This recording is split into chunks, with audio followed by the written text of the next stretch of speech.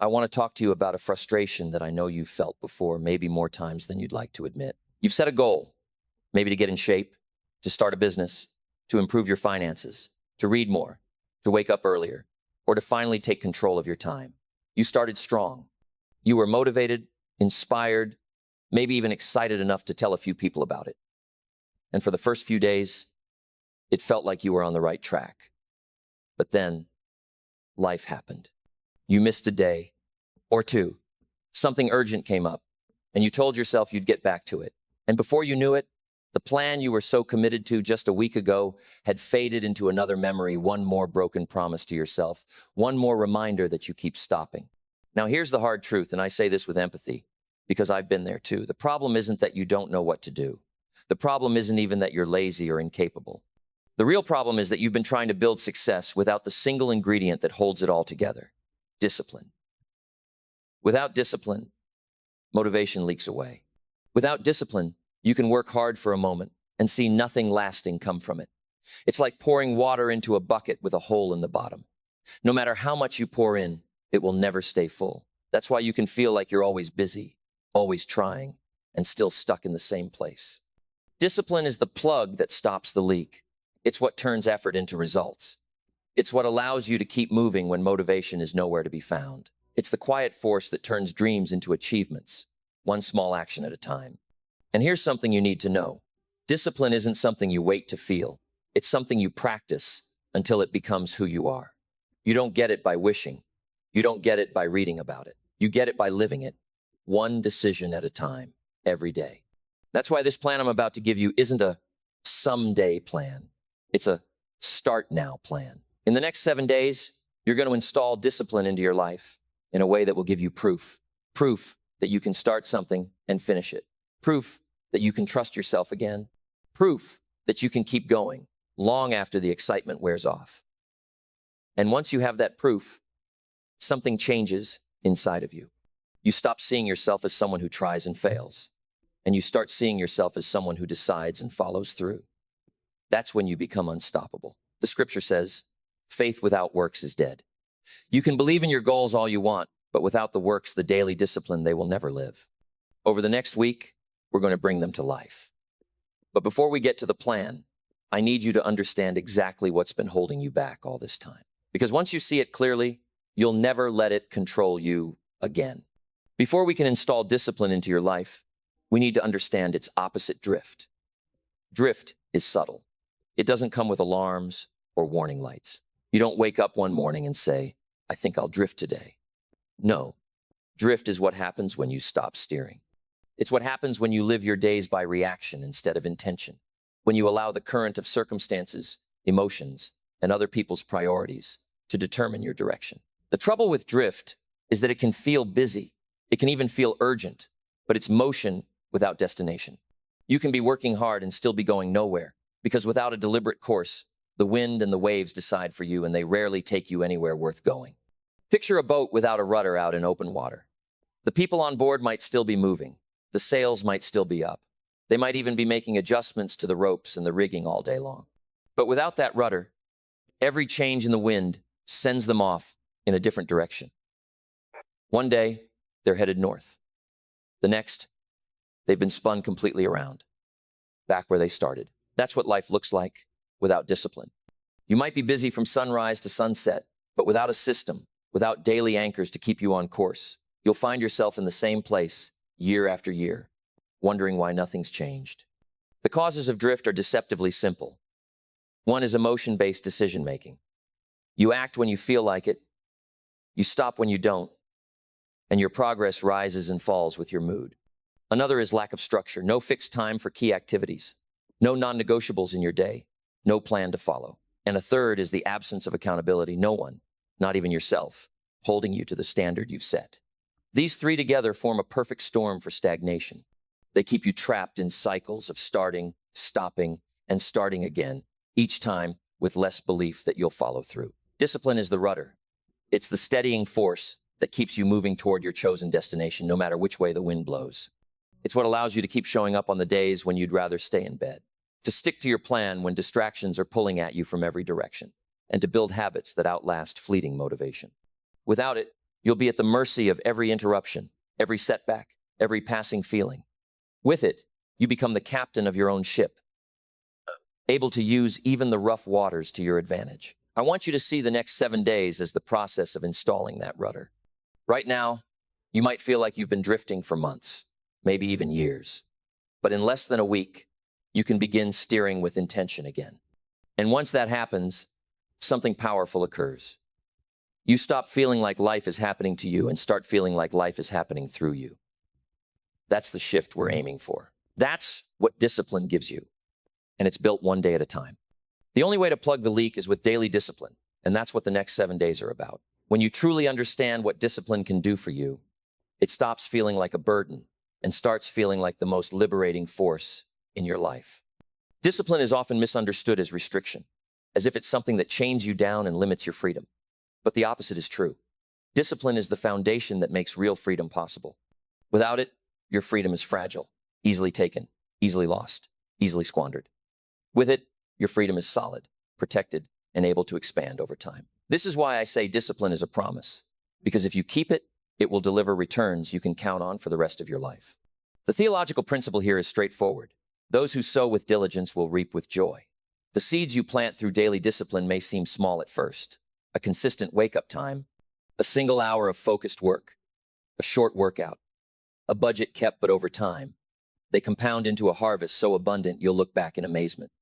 It's like watching a snowball roll down a hill. At the start, it's small, almost insignificant. But with every roll, it gathers more mass, more momentum, until eventually it's unstoppable. That's what discipline does. It takes the little you do today and multiplies it into something great tomorrow. Think about what happens internally when you live by discipline. You build confidence, not the shallow confidence that comes from appearances or temporary wins, but the deep, unshakable confidence that comes from knowing you will do what you say you'll do. You begin to trust yourself again. You stop negotiating with laziness, procrastination, and excuses because you've proven to yourself that you can take action whether you feel like it or not. That self-trust is one of the most valuable assets you'll ever own because it spills over into every area of your life. It changes how you carry yourself, how you speak, how you approach challenges, and how others respond to you. Externally, discipline creates visible progress. You start seeing results in your work, in your relationships, in your health, in your finances. People around you notice the change. They see that you are not just talking about improvement, but living it. Opportunities begin to find you, not because you've been lucky, but because consistency is magnetic. People want to work with those who are reliable. They want to trust those who have proven they can be counted on. And every act of discipline you practice is another brick in the structure of that reputation. This is the promise: discipline pays. It pays in ways that compound far beyond the effort it costs. The first 7 days you commit to will not just be about completing a checklist. They will be about laying the tracks for a new identity. By the end of the week, you will have proof that you can live by discipline, and that proof will be your springboard to a lifetime of it. That's why we're not talking about a vague idea of trying to be more disciplined someday. We're talking about a clear, actionable plan you will follow, starting now. And in just a moment, I'm going to walk you through it step by step, day by day, so you can see exactly how to start building the momentum that will make you unstoppable. We begin with what might seem like the simplest task in the entire plan, but I assure you, it is one of the most powerful: the wake-up commitment. Day 1 is about taking control of the very first decision you make every single day, the decision to rise. You will commit to waking up at the same time tomorrow morning. No snooze button, no negotiating with yourself, no just 5 more minutes. Why start here? Because how you begin the day often determines how the rest of the day unfolds. When you win the morning, you set the tone for every decision that follows. Here's the truth. The moment your alarm rings, you are faced with your first test of discipline. If you hesitate, if you bargain with yourself, if you choose comfort over commitment, you have already told your mind and your day that feelings, not decisions, are in charge. On the other hand, when you get up immediately, you are sending yourself a clear message: I am in control here. I decide and I follow through. That one choice, repeated daily, becomes a statement of identity far more powerful than most people realize. Think of it like seizing the steering wheel before someone else drives. The moment you get up on your own command, you have already taken ownership of your day. You've refused to hand control over to mood, weather, or circumstance. You've started with intention. And here's the hidden benefit.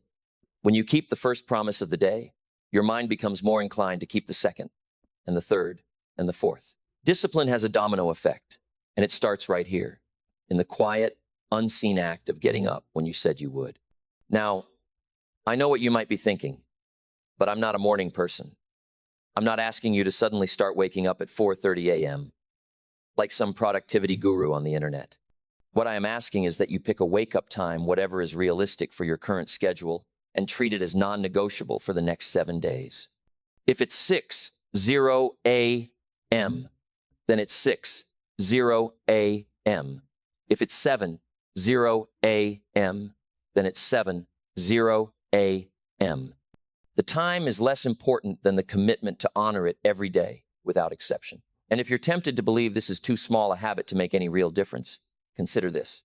Discipline is not built on grand gestures. It's built on small, repeatable victories. The wake-up commitment is a daily victory that you can win before most of the world is even awake. You start the day already in the win column, and that changes how you approach every other task that comes after. Tomorrow morning, when the alarm sounds, you have one job: get up. Not when you feel like it, not when you've weighed the pros and cons. The moment it rings, you rise. Do it for 1 day, and you'll feel the shift. Do it for 7, and you'll have the first brick laid in the foundation of unstoppable discipline. If day 1 is about taking control of when you start your day, day 2 is about taking control of how you spend it. This is where we move from simply being awake to being intentional. The planning hour is the most valuable investment you can make in your day because it shifts you from a reactive life to a proactive one. Instead of letting the hours unfold according to someone else's priorities, you decide what matters most, and you structure your day to reflect it. The wealthy, the productive, the truly disciplined, they all understand this. Your calendar is not just a record of your time, it is a reflection of your values. Here's how the planning hour works. The first waking hour after you've risen at your chosen time belongs to you and to your plan. You do not check social media. You do not answer email. You do not react to the noise of the world. You sit down with your goals, your commitments, and your to-do list, and you write down exactly what you will accomplish today. This is where the biblical wisdom applies. Write the vision, make it plain. When your plans live only in your head, they compete with distraction, emotion, and memory. But when they're on paper, clear and visible, they become a contract you've made with yourself. Think of it like a blueprint before building. A builder would never just show up to a construction site and start hammering boards at random. He arrives with a clear plan, the measurements, the materials, the sequence of steps. Without it, even the best workers would waste time, energy, and resources, and the building would end up a mess. Your day is the same. Without a blueprint, you will waste precious hours on low-value tasks and meaningless motion, leaving the important work undone. But with a blueprint, you know exactly where to place your energy, your focus, and your time. In this planning hour, I recommend 3 things. First, review your long-term goals. This keeps your daily work tied to the bigger picture and prevents you from getting lost in the weeds. Second, identify your top 3 priorities for the day, the non-negotiable wins that will move you forward no matter what else happens. And third, schedule them into your day in fixed time blocks, as if they were unbreakable appointments. Because in truth, they are appointments with your own future. This hour is not just about organization. It is about ownership. When you start your day by setting your course, you dramatically reduce the chances of drifting into other people's agendas. You become the captain, not the passenger. And here's the best part. The clarity you create in the morning will carry over into the rest of your day. You will find it easier to say no to distractions because you already know what you've said yes to. So tomorrow, as soon as you wake up at your committed time, give yourself the gift of the planning hour. Sit with your notebook, your calendar, and your thoughts, and write your day into existence. Do this for 7 days straight, and you will start to feel the shift from chaos to control, from reacting to directing. And once you've felt that, you will never again be satisfied with drifting through your hours without a plan. By day 3, you've already begun to experience the power of taking command of your mornings and charting the course for your days. Now it's time to extend that discipline from the mental and strategic into the physical, because how you treat your body directly affects your capacity to perform in every other area of life. The physical standard is simple. Commit to at least 30 minutes of intentional movement every single day. It doesn't matter whether it's a brisk walk, a focused gym session, yoga, bodyweight exercises at home, or even a combination. What matters is that you engage your body in purposeful activity, not as an occasional choice, but as a daily non-negotiable. Here's why this is vital. Discipline thrives in an environment of controlled discomfort. When you move your body with intent, especially when you don't feel like it, you strengthen not just your muscles, but your willpower. You train yourself to push through resistance, to override the urge for comfort, and to build stamina, both physical and mental. And the carryover effect is enormous. The grit you practice in those 30 minutes doesn't stay in the gym or on the trail. It follows you into your work, your relationships, your problem solving, and your ability to stay calm under pressure. Think of it like sharpening the axe daily. If you neglect the blade, even the strongest arms will struggle to cut through. The work becomes harder, the results slower, and eventually, the effort may feel pointless. But a sharp blade makes the work efficient and effective. Your body is the tool you use to live, to work, to create. And if it's dulled by neglect, everything you do suffers. The wealthy, the leaders, the performers, at the top of their game, they understand this, which is why they make physical discipline a constant, not an afterthought. The physical standard also carries a profound psychological benefit. Every time you complete your daily movement, you notch another victory in your mind. You reinforce the identity of someone who follows through, someone who does what needs to be done, not just what's easy or convenient. That identity becomes a shield against the days when motivation is low. You no longer need to feel inspired to act. You act because that's who you are. I know life is busy. I know you have commitments, deadlines, and distractions. That's exactly why this 30 minutes matters.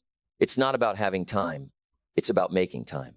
It's about sending yourself the message that your health, your energy, and your physical capacity are priorities, not luxuries. If you can carve out 30 minutes for movement every day for the next week, you will prove to yourself that you have the time, you just needed the decision. So tomorrow, schedule it in. Protect it like you would an important meeting. And when the time comes, don't negotiate, don't delay, don't soften the effort. Move with intention. Sweat a little. Push yourself just enough to remind your body and your mind that comfort is not your goal, growth is. Because when you raise the physical standard, you raise the standard for everything else in your life. By the time you reach day 4, you've already begun to see that discipline is not just about forcing yourself into action. It's about intentionally shaping the person you are becoming. The learning block is where we take that principle and apply it to your mind. Because if your knowledge, perspective, and skills are not expanding, your opportunities will eventually shrink. Day 4's challenge is straightforward. Dedicate at least 30 minutes each day to deliberate learning. Not passive scrolling, not mindless entertainment disguised as education, but focused intake of information that sharpens your abilities, deepens your understanding, and equips you to deliver greater value to the marketplace. You see, everything you want in life, more income, more influence, more impact, will come as a direct result of the value you bring. And the value you bring is tied to who you are and what you know. The wealthy and the highly effective understand this, which is why they treat learning as an investment, not an afterthought. They buy books before they buy luxuries. They enroll in courses, they listen to lectures, and seek out mentors. They are always filling the reservoir from which they draw solutions, ideas, and opportunities. Think of this learning block like feeding the fire that will keep you warm later.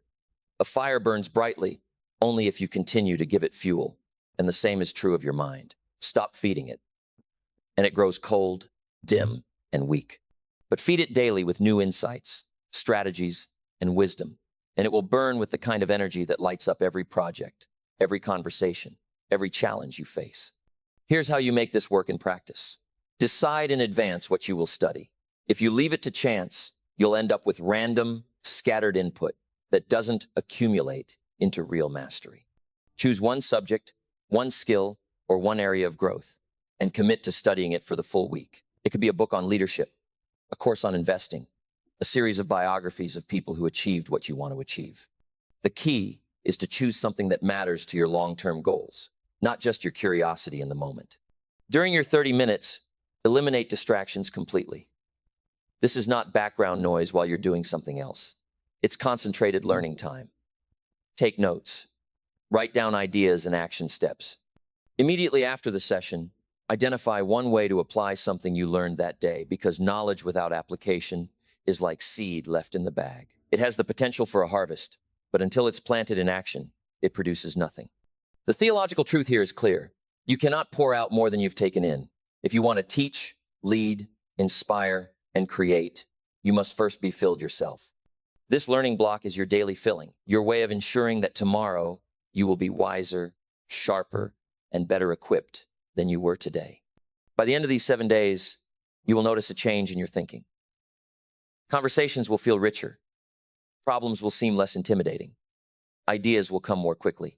And all of that will be the result of a simple daily choice to feed your mind before you feed your distractions.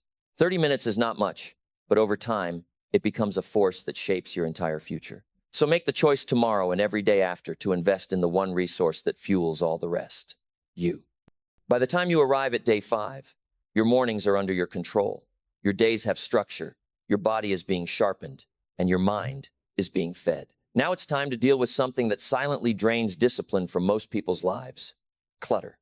And I'm not just talking about the clutter in your physical space, though that's where we'll start. I'm talking about the clutter in your environment, in your schedule, and in your digital life. Day 5 is the clean sweep, the commitment to deliberately clear one area of your life each day so that chaos no longer robs you of clarity.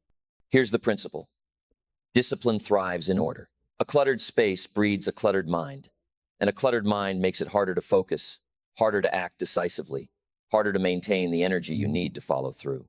Every pile of paper on your desk, every unnecessary app on your phone, every outdated task still lingering on your to-do list is like a little whisper in the background, pulling at your attention and slowing you down. You may not hear it consciously, but it's there draining your capacity without you realizing it. The clean sweep is not about turning your home or office into a picture-perfect showroom.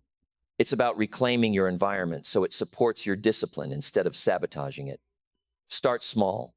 Pick one area each day: your workspace, your inbox, your calendar, your kitchen counter, your car. Give it focused attention until it's free of the unnecessary. That might mean throwing things away, donating them, archiving them, or simply deciding, once and for all, that they no longer deserve a place in your space or on your mind. Think of it like clearing weeds so crops can grow. You can plant the best seeds, water them faithfully, and give them sunlight every day. But if the weeds are left to run wild, they'll choke out your harvest. The weeds are the mess, the disorganization, the clutter that creeps in and demands your attention when you least need the distraction. Removing them creates space for growth and gives you the mental room to think, to plan, and to act without resistance. The beautiful part of the clean sweep is that it creates an immediate sense of progress. You can see the results right away, and those results are not just visual, they're psychological. A clear desk invites focus. An organized calendar gives you back time. A decluttered phone removes temptation.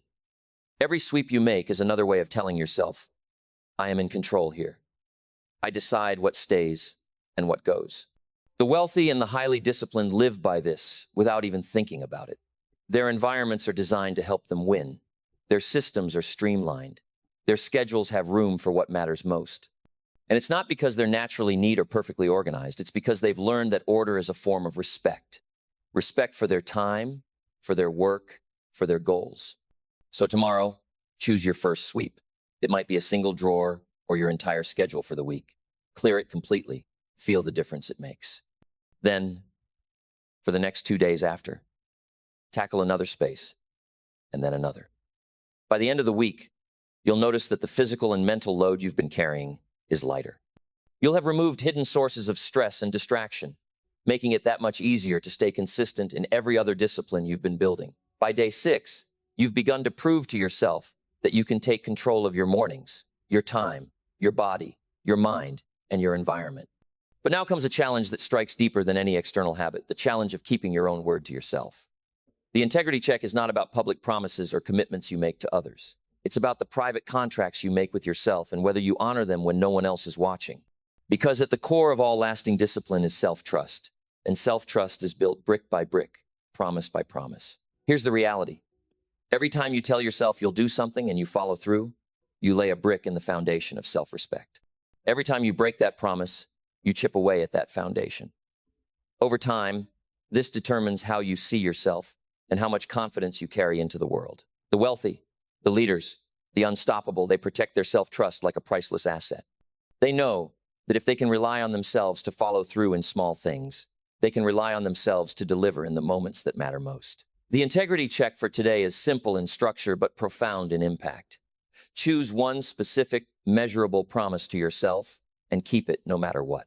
It could be drinking a set amount of water, writing one page in your journal, calling one person you've been meaning to reconnect with, or finishing a small project you've been putting off. The size of the promise doesn't matter. What matters is that it is clear, specific, and kept without excuse. Think of it like building a wall. One brick may not seem like much, but without it, there's a hole. And a wall full of holes won't stand when the pressure comes. Each kept promise is a brick you can trust to hold when life leans hard against you. The more bricks you lay, the stronger you become, and the more certain you are that you can depend on yourself in any situation. Here's what makes this practice so powerful. It changes your self-image. Instead of seeing yourself as someone who tries to be disciplined, you begin to see yourself as someone who simply does what they say they will do. That shift is subtle at first, but over time it rewires how you approach challenges. You no longer hesitate because you trust your own word. You don't stall because you know you'll follow through. And others begin to notice. Your consistency becomes part of your reputation. The theological thread here is clear. He who is faithful in little will be faithful in much. If you cannot keep your word to yourself in the small, private matters, how can you expect to keep it when the stakes are higher and the world is watching? Discipline begins in the dark, in the moments when no one is there to applaud you, when the only witness to your integrity is you. So today, make one promise and keep it. Don't pick 10, don't overcomplicate it. Just one, and honor it with the same seriousness you would give to a signed contract. Do this daily, and your self-trust will become unshakable. And when you trust yourself completely, you become truly unstoppable because nothing is more powerful than knowing, deep down, that when you decide, you will deliver. We've arrived at day 7, and this is where the week comes full circle. You've spent 6 days waking up on time, planning your days, moving your body, feeding your mind, clearing your environment, and keeping promises to yourself. Now it's time to take all of that effort and lock it into place with a process that ensures your discipline doesn't just fade once the week is over. Day 7 is the review. Reset, the discipline of reflection and adjustment, the act of looking back with honesty and looking forward with intention. Too many people charge through their days and weeks without ever pausing to ask, what worked? What didn't? What did I learn? Where do I need to adjust? Without review, your progress becomes accidental at best, and mistakes get repeated because they are never examined. The wealthy, the highly effective, the disciplined, they don't leave their growth to chance. They schedule time to assess, refine, and reset. This is how they keep moving forward year after year without getting stuck in the same cycles. Here's how you do it. Set aside 30 minutes today in a quiet place, free from distractions. Take out a notebook or a digital journal and begin by listing your wins from the past 6 days. Be specific. Maybe you woke up every day without snoozing. Maybe you completed every planned workout. Maybe you finally cleared your desk or stuck to your daily learning session without skipping. Write it down. These wins are evidence proof that you can follow through. Proof that discipline works when you work it. And that evidence is fuel for your belief in what you can do next. Next, identify the challenges. Where did you stumble? Where did you feel resistance? Where did you cut corners or make excuses? This isn't about self-criticism. It's about clarity. If you can name the barriers, you can plan to overcome them. The person who reviews their struggles with honesty will always grow faster than the person who hides from them. Once you've reviewed, it's time to reset. This is where you take what you've learned and make your plan for the next week even sharper. If you noticed you were most productive in the morning, schedule your most important work during that time. If your workouts kept getting pushed aside, block them on your calendar as immovable appointments. If clutter started creeping back in, make the clean sweep a twice-weekly ritual. The reset ensures that each week builds on the last, instead of starting over from scratch. Think of this like adjusting the sails before the next voyage. Even the best sailors don't expect to set a course once and never touch the wheel again. The winds change, the waters shift, and constant adjustments keep the ship on target. Your life is no different. The review's set. Reset is your way of correcting your course so that your discipline stays aligned with your destination. The deeper truth here is that reflection itself is a form of discipline. It takes intention to stop, to think, to measure, to refine. But it is this discipline that transforms effort into mastery. Without it, you are simply repeating action. With it, you are evolving. So today, before the week ends, take your 30 minutes. Review with pride, reset with purpose, and step into the next week with a sharper edge than you had the week before. Do this every 7 days, and discipline will no longer be something you practice for a short burst. It will be a lifestyle, a habit, a part of who you are. And that is when you become truly unstoppable. By now, you've seen discipline not as a single act, but as a thread woven through every part of your life. Your mornings, your plans, your body, your mind, your environment, and your private integrity. But before we close, I want you to see the bigger picture, because the 7 days you've just committed to are not the end. They're the opening chapter of a story that can change the rest of your life. The truth is, discipline is the down payment on a future you can actually trust.